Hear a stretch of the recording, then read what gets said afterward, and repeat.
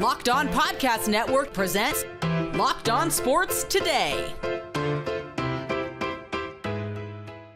The NFL playoffs are just over the horizon, so it's time to figure out who the real Super Bowl contenders are. Also, the Packers can't win the NFC North, but they can make a statement against the Vikings on Sunday. And there's something strangely poetic about Oregon's rematch with Ohio State.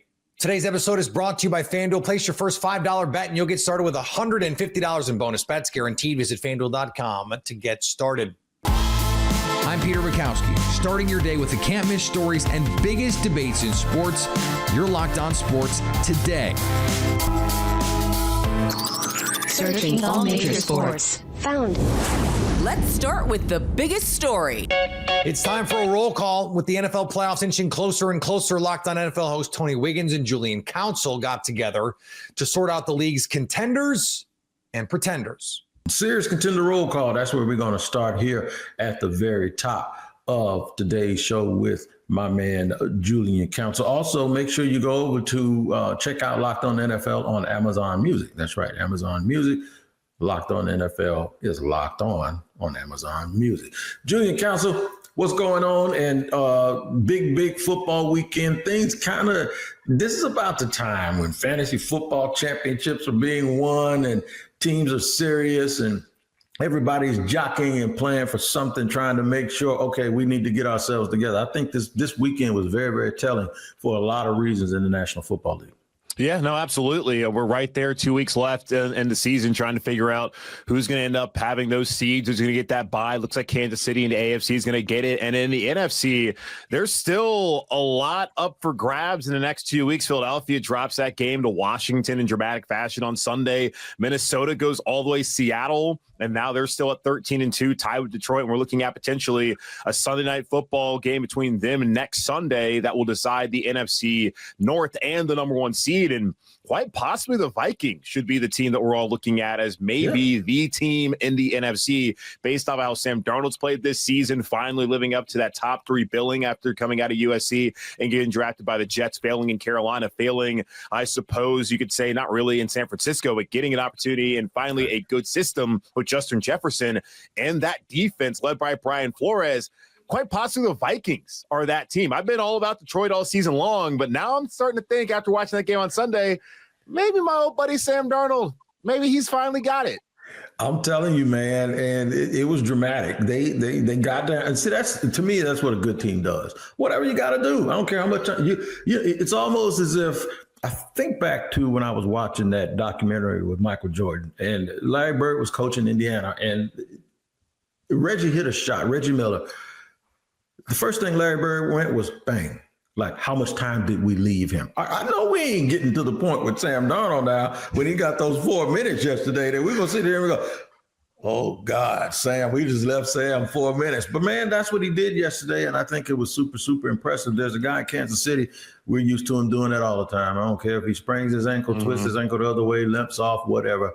That is my man, Patrick Mahomes, and it looks like they are homing in. It looks like he found him a number one receiver, too. They're homing in on home field advantage. We've been beating up on the Chiefs all year for being lucky, for not looking right. And just the thought of a team being 14-1 with the chance of being 16-1, is this going to be one of those seasons where we go back and be like, what were we thinking? That's like one of the best teams we've ever seen with one of the best coaches and quarterbacks we've ever seen. Somebody got to beat them, man. We're going to figure out today if somebody can. Yeah, I'm thinking about the discourse that's been going on over the weekend in college football and how people don't want to value wins and people don't want to sit here and appreciate teams that never have the kind of seasons that they have that kind of season and be like, oh, they don't belong. I don't want to sit here and do that. But the great thing about the NFL is it doesn't matter what we think. There is a format. And if you win your division, you're in the playoffs, whether you're 7-8-1 or 8-8. And we have seen teams like Seattle and like Carolina be in those positions and win those home games in the playoffs, it does not matter what we say. If you win the games, you're in position to host a playoff game to get to the Super Bowl, and that's all that matters. That's honestly the beautiful thing about this league compared to the lower league in college football and some of the discourse around it. So I don't want to sit here and not appreciate this any longer. Like, the team's 14-1. Now, the one thing I am hoping is that Kansas City loses to Pittsburgh, because I do not want a scenario where they're going to sit out week 18 against Denver, where the Broncos, they got a big game coming up next Saturday with Cincinnati, and the Bengals need the Broncos to lose twice. And if they beat Denver and Kansas City goes out there and has already won on Christmas Day, it's not going to matter, because Denver's going to get to play the Chiefs' second team, and the whole integrity of the league and all that. Like, I hate when teams decide, let's just mail it in this final game that then actually matters in a team like Cincy, who has had plenty of opportunities this season to find a way to be in better position to make the playoffs, then get screwed in the process. Like, they screwed themselves. So I'm going to appreciate what Patrick Mahomes, Kansas City's done this season, being 14-1, while also asking them to lose on Wednesday so that week 18 still matters, and every game in this league is going to matter, and there's not going to be a situation that could occur where Cincy, who's their own team to blame, that they are end up not having an opportunity to make it because, well, KC's now we're going to sit here, we're going to be off for like 2 weeks now and prepare for the playoffs. And I just mentioned fantasy football. You're dead right. All the fantasy football championships, they'll be done by next weekend. Ain't nobody playing around with week 18, because people, you trying to sit there and win, and they bench all your good players, man. Ain't nobody going for that. But no, you make a very, very valid point. We're going to look over at the NFC. And just a couple of weeks ago, maybe even a week ago, people were gung-ho thinking that, man, the NFC might have the two best teams. They got two shots. Julian just said it. The bottom line is neither one of those teams might get the home field advantage. You can stay up to date all year on the NFL by subscribing to Locked On Sports Today and Locked On NFL on your favorite podcast app and on YouTube. Your Locked On Sports Today. Coming up, the Green Bay Packers are out of the NFC North division race, but they've got a real shot to expose the Vikings on Sunday, those frauds. Get ready to tackle the NFL action with FanDuel, America's #1 sportsbook, because right now new customers can bet $5 and get $150 in bonus bets if you win. The FanDuel Sportsbook app gives you everything you need to place live bets on the NFL all in one place. So when you get a hunch in the middle of the game, you can check out the latest stats, view live play-by-play, and so much more on the same page where you place your bets. Just visit FanDuel.com to join today. You get started with $150 in bonus bets if you win your first $5 bet. And you can make that wager on some crucial NFL games. The Cincinnati Bengals are not dead yet. They're favored by 3 points in a massive showdown against Denver on Saturday. The Falcons, who somehow hold tiebreakers and lead the NFC South, are 4-point underdogs at Washington on Sunday. Just 4 points at home against rookie quarterback. Something to think about in that one. That's FanDuel.com. Never waste a hunch and make every moment more with FanDuel, an official sportsbook partner of the NFL. The Green Bay Packers face the unpleasant reality of playing in one of the best divisions in NFL history this season, despite not being able to win the NFC North. With the Lions and Vikings battling for that title, the Packers have a major opportunity to expose Minnesota this weekend. I discussed the matchup with Locked On Vikings host Luke Braun. This happens, Luke. Like, go back and think of some of those Seahawks teams, those Pete Carroll Seahawks teams. Even when they would go 10-6 in the second half, they look like the best team in the league. And that's kind of how, for whatever reason, like the Niners a couple of years ago, where they rattle off 10 straight after like a 2-4 start. Exactly right. And sometimes this just kind of happens. And does that mean playoff success? No, not necessarily. But for whatever reason, they've found a way to come together in this way. They've also been, like the Vikings, lucky with injuries. I was going to say, it's like, so everybody gets hurt, but the Vikings and Packers kind of haven't. And here we are on these win streaks. And not a coincidence. Let's be honest about that. I mean, if the 49ers were healthy, they might be in some of these conversations, right? Like if the Lions were healthier, they'd be the prohibitive favorites in the NFC, but that's not how football works. Yeah. We know that in a given season, those things can change immensely. So it's a lot of the same guys, but everyone's just kind of playing better. Yeah, well, and it's funny you bring the Lions into this, because I think we have to just talk about where this NFC North is and how it's insane. Yeah. The NFC North minus the Bears, who don't exist. Okay, it's fine. As I've often said. So the three NFL teams in the NFC North are 34-8. Come at me. All right. Yeah. Go cry to me more about Darnell Mooney. Okay. Yeah. Velus Jones will break out, I promise. But so 34-8 between the Vikings, Packers, and Lions. And of those 8, 4 of them are against the Vikings, Packers, and Lions. Yeah. So, and the other 4 are against division leaders. The Rams, division leaders. I guess the Bucs are not division leaders anymore after Sunday. I kind of still feel like they're inevitable, but yeah, the Rams, the Bucs, the Bills, and the Eagles are the losses. Yeah. So not bad. Like, not bad when you look at it. I mean, this is the crazy thing. Where do you stand, Luke, on playoff redistribution? Because I have been feeling, especially since they added the 7th wild card, or the 7th team, the extra wild card, that winning your division should entitle you only to a spot in the dance, and that we should be seeded, all the teams by overall record. Like, I know that this kind of thing is not going to happen every year, but it does seem like every year in one or maybe both conferences, there's a team that wins 8 or 9 games. And it's like, why should they get a home playoff game? Like, Luke, we are looking at a situation right now where there could be a 14-win wild card in the NFC. A 14 I kind of love it. Wild card. It's like the worst part of me. That's kind of like, that's kind of fun. Like a 14, like I think of like the 12-4 Chargers every year that have to go play some terrible AFC South team. And like, I don't know, it's like a fun I just did a show. I was just asked this in a mailbag. You can go listen to a more long-winded answer on the Tuesday episode of Locked On Vikings. But I don't know. There's like something about like some very fun memories have come in that game. And it's like kind of fun specifically because it's unfair. And like, I've enjoyed it a lot. And if I got mad at it just because now my team's the team getting hosed about it, like, I don't know, like, I feel like that wouldn't be fair. I mean, I wrote a column that was like, they should change this, even though it helps the Vikings. Like, that was sort of the tagline of the piece. Yeah, like the Vikings are getting hosed on it worse than the Packers. Like, exactly an 11-4, that'll be 11-6 or whatever, or what deal we're going to end up 13-4 as the 6th seed is like wild, but like possibly 15-2 and the or 14-3 and a wild card and a 5 seed, and a 5 seed.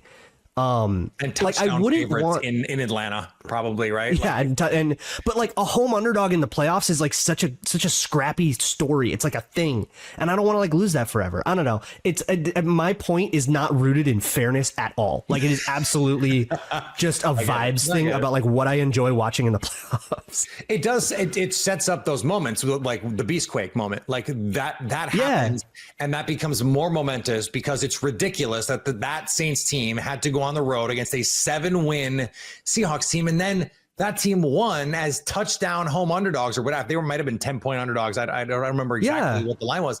Like, I understand that's fun, but it's not fair. And so, like, do you want fairness? Fun but not fair. Do you want welcome to the NFL playoffs? Yeah, I guess you're right about that. Yeah, I suppose that's the whole deal of them. It's a single elimination format, which means all the narratives can suddenly boil down into like one play, right? Like one. Well, and that's why this is such a weird week, because the Packers, they clinched on Monday, and you really would have liked. If you're the Packers, obviously you would have liked to beat the Lions, for example.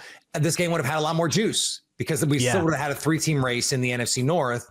I still think it's going to be a great game, right? But like, it's the stakes are different because the Packers are now out of the NFC North divisional race, and it just takes a little bit of sting out of all of this. So, that's just kind of a bummer. But this is still, I think, two of the teams. There was a stretch where I did not think the Vikings were as good as their record. I still don't know that they're as good as their record, but they convinced me that they are a good team. And they have subsequently convinced me that they are one of the 4 teams in the NFC that I think can win the NFC. Yeah, there are 4 teams in the NFC. I think we both agree on that. And I wasn't sure that was the case a month ago. I think frankly, the Lions getting so banged up has helped me sort of lean into saying, well, if the Lions are not going to be a hegemon in the NFC, then like the Vikings have to be in this mix. Like their defense plays too well. We see Sam Darnold make, 2 or 3 holy crap plays a game where you're just like, how did he do that? I don't think people recognize, I know I'm preaching to the choir for you and a lot of your audience. The throw to Justin Jefferson at the end of that game, the Seahawks game, that's a crazy play. Like, and he does it twice a week. Right, and make those throws. And yes, he still every week tries to throw the ball to the other team twice a game, and maybe they catch it, maybe they don't. But the high level stuff has changed my mind about what their ceiling is, because that high level stuff is there.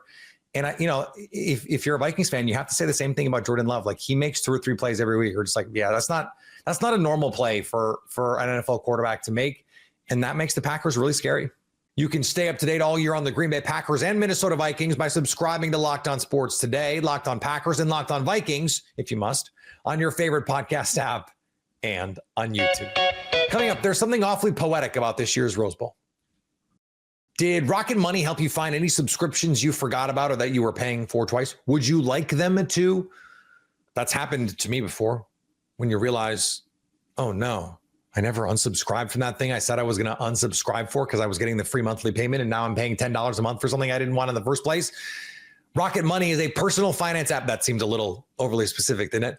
That helps find and cancel your unwanted subscriptions. Can you tell it happened to me? Monitors your spending and helps lower your bills so you can grow your savings. It brings everything together in one place, whether it's subscriptions, your spending habits, or even the goals you want to hit this year. Cancel your unwanted subscriptions and reach your financial goals faster with Rocket Money. Go to rocketmoney.com/lockedon today. That's rocketmoney.com/lockedon, rocketmoney.com/locked on.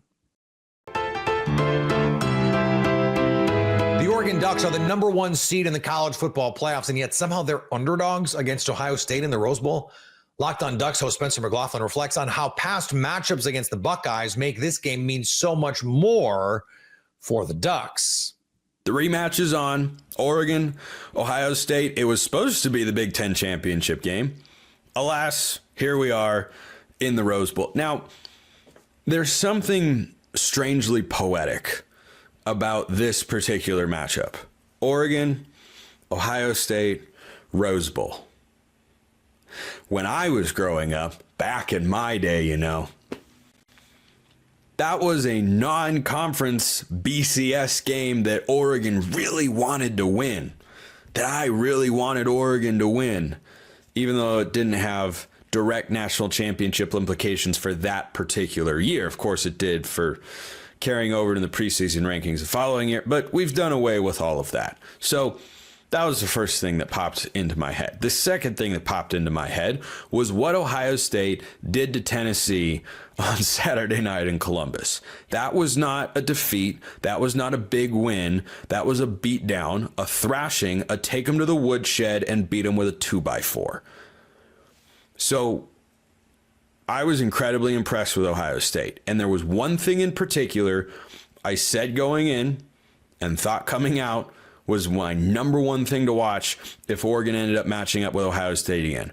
What is that offensive line looking like? They lost their Remington Award-winning center. Imagine if you took JPJ off of last year's team. How would you have felt? Not great. Not great. And Ohio State went against a really good defensive line in Tennessee. 0 sacks. 0 sacks allowed, which is, by the way, how many times Ohio State sacked Oregon in the game on October 12th at Autzen Stadium. And what was one of the big takeaways from that game?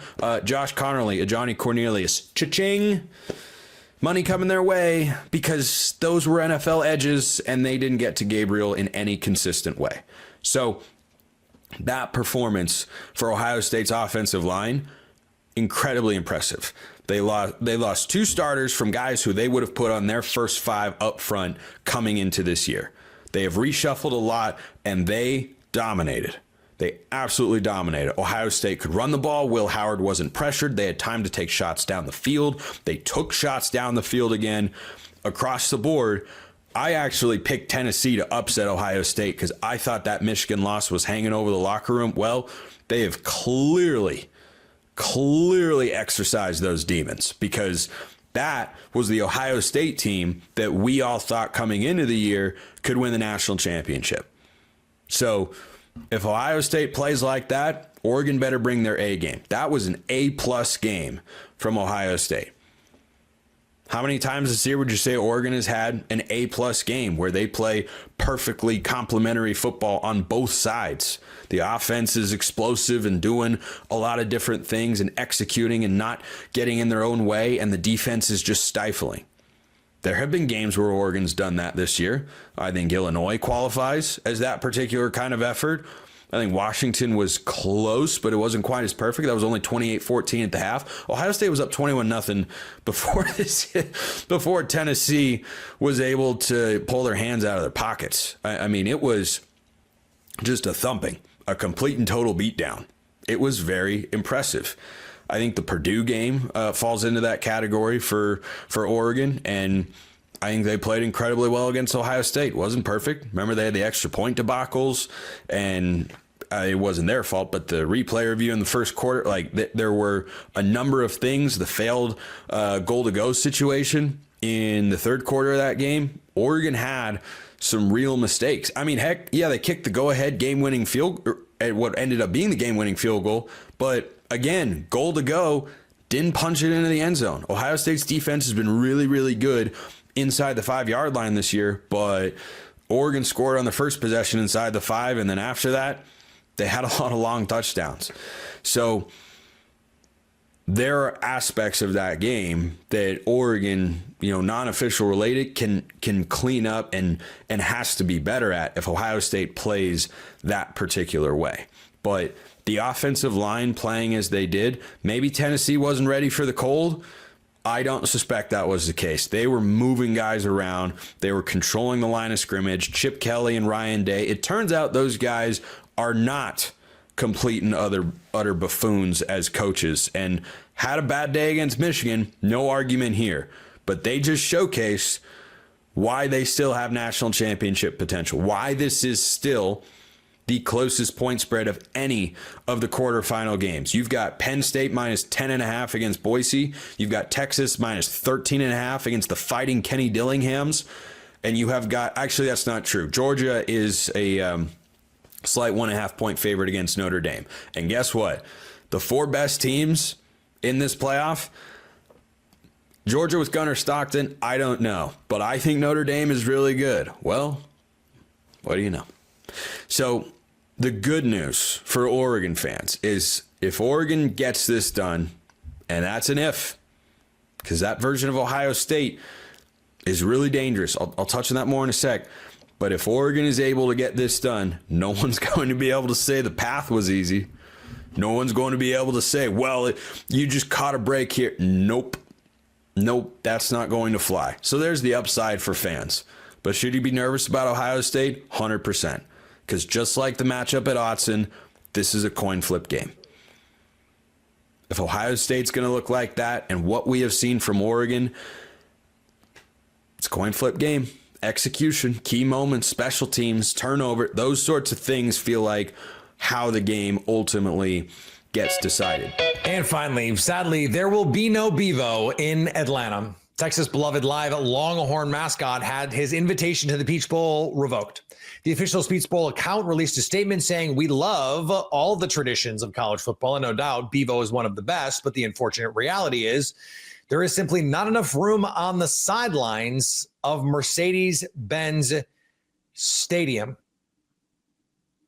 Not enough. Are we being for real? Come on now. This is discrimination. This is nonsense. I demand justice.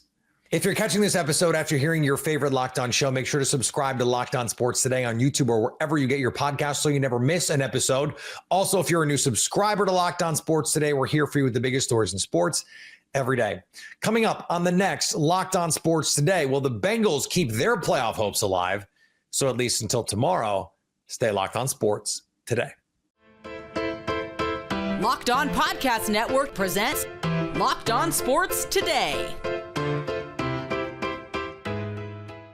Go to our video on demand. Click on sports at the top of your screen. There, you'll find past episodes of Locked On Sports Today, plus other Locked On shows on demand.